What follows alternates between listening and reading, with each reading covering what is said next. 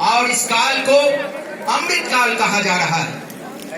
आज जहां देश भर में लोकतंत्र का खुलेआम कत्लेआम हो रहा है, आज हमारे ये प्रोग्राम जंतर मंतर पे होना था, पार्लियामेंट स्ट्रीट पे होना था, लेकिन हमें यह प्रोग्राम करने की इजाजत नहीं दी गई। और इसके साथ साथ पिछले 10 दिनों से दिल्ली के अंदर किसी भी संगठन को, किसी भी विरोध के आवाज को प्रकट करने की इजाजत नहीं है। और ऐसे दौर में हम देख रहे हैं कि किसानों के साथ क्या हुआ। किसान दिल्ली आकर अपनी मांग रखना चाहते थे, और ये वही मांग था जिसका इन्होंने वादा किया था। उनके साथ दुश्मनों जैसा व्यवहार किया गया, उन पे गोलियां चलाई गई, टीयर गैस के गोले छोड़े गए, लाखों लाख कील बिछाए गए सड़कों पे, ताकि वो दिल्ली नहीं आ सके, अपनी आवाज को नहीं उठा सके। तो इस दौर को और इस देश को ये हुकूमत मदर ऑफ डेमोक्रेसी कहती है। ऐसे दौर में आज पूरे देश भर में हम लोग यहां पहुंचे हैं। पिछले 3-4 महीने से एक अभियान चला के गांव-गांव में, शहरों में, मोहल्लों में, विश्वविद्यालयों में, कॉलेजों में जाकर हमने स्टूडेंट से, नौजवानों से बात की। उनके बीच हम लोगों ने रेफरेंडम करवाया और लाखों लाख नौजवान इस सरकार की 10 साल की नीतियों का विरोध किया, 10 साल की नीतियों को रिजेक्ट किया। और हम आज उसी आवाज को लेके यहां मौजूद हैं, बातचीत कर रहे हैं, क्योंकि हम देख रहे हैं पिछले 10 साल में इन्होंने जो वादा किया था कि हम सत्ता में आएंगे तो हर साल 2 करोड़ नौजवानों को रोजगार देंगे। 10 साल से आपकी हुकूमत है, कायदे से 20 करोड़ नौजवानों को रोजगार मिल जाना चाहिए था, लेकिन आपने रोजगार देने की बात तो छोड़ दीजिए, अभी भी 30 लाख से ज्यादा केंद्र सरकार के संस्थानों में पद खाली है, उसको नहीं भरा गया। तो पहले से जो पद खाली था आपने उसको भी नहीं भरा। और इसके साथ साथ पहले से जो रोजगार की संभावनाएं थी, जो रोजगार के अवसर थे अलग अलग कंपनियों में, सरकारी संस्थानों में, आज वो सब के सब नीलामी के बाजार में हम देख रहे हैं। रेलवे को एक एक करके बेचा जा रहा है, कभी स्टेशन बेचा जा रहा है, प्लेटफॉर्म बेचा जा रहा है, रूट बेचा जा रहा है, स्टेडियम बेचा जा रहा है, स्कूल बेचा जा रहा है।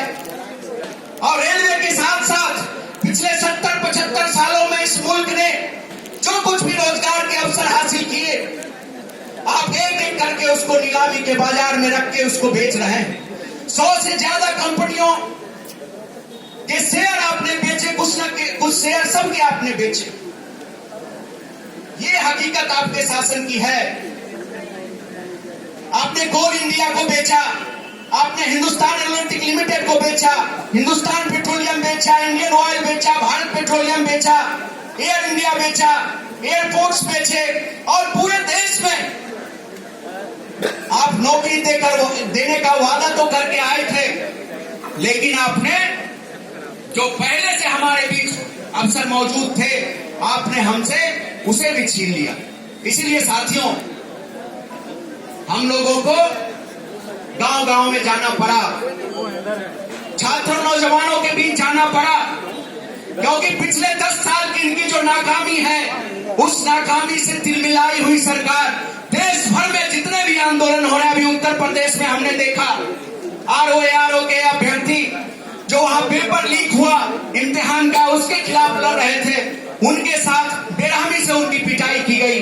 कुछ साथी हमारे बीच मौजूद हैं जिनको गिरफ्तार किया गया, जिनके साथ जातियां हुई। तो एक तरफ उन्होंने हमारे अफसरों को बेचा, और दूसरी तरफ हम जब आवाज उठाते हैं, हम जब मांग करने की कोशिश करते हैं, तो हम पे जातियां होती है, हम पे दमन किया जाता है।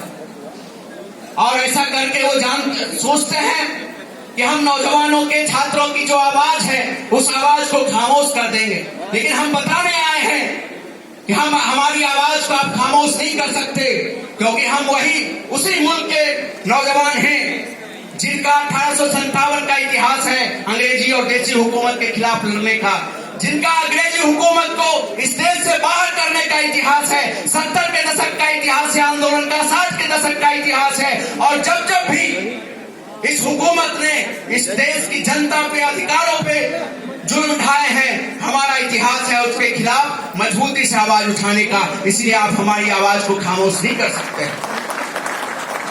इसलिए साथियों, अभी देश चुनाव की ओर जाएगा, कुछ ही महीनों में चुनाव होगा और ये कोशिश करेंगे कि इनकी जो 10 साल के हुकूमत की नाकामी रही है, इस नाकामी को नफरत के चादर के नीचे ढक दिया जाए।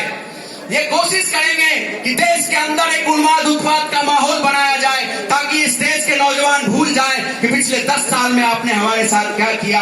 आपने हमारे भविष्य को पीछे धकेल दिया, आपने हमारे भविष्य पे हमले किए। इसीलिए हमारी जिम्मेदारी है कि इनकी जो ये साजिश है कि 10 साल का हम हिसाब इनसे ना लें, हम धर्म के नाम पे, हम जाति के नाम पे बच जाए, हम इनके उन्माद के पीछे झंडा लेके खड़े हो जाएं। इससे हमें सतर्क रहना होगा, सावधान रहना पड़ेगा। हमें नौजवानों को इनकी जो साजिश है इससे बचाना पड़ेगा। नौजवानों की एकता को कायम रखना पड़ेगा, नौजवानों की एकता को और मजबूत करना पड़ेगा, ताकि ये 2024 के चुनाव में जब हमारे गांव में आए, जब हमारे मोहल्ले में आए, तब हम इनसे सीधा सीधा 10 साल का हिसाब मांगेंगे और इनसे कहेंगे कि आप इस लायक नहीं हैं कि आपको फिर से गद्दी पे बिठाया जाए, आप गद्दी से बाहर होइए। और इसीलिए साथियों, आज के इस यंग इंडिया के इस रैली से, इस प्रोग्राम से हम लोगों को संकल्प लेकर वापस जाना पड़ेगा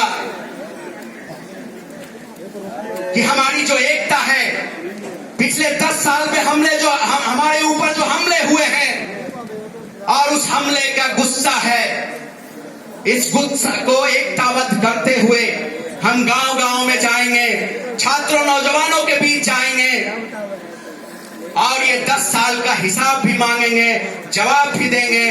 और नफरत का जो इनका कारोबार है, नफरत का जो इनका दुकान है, उसका भी हम शटर बंद करेंगे।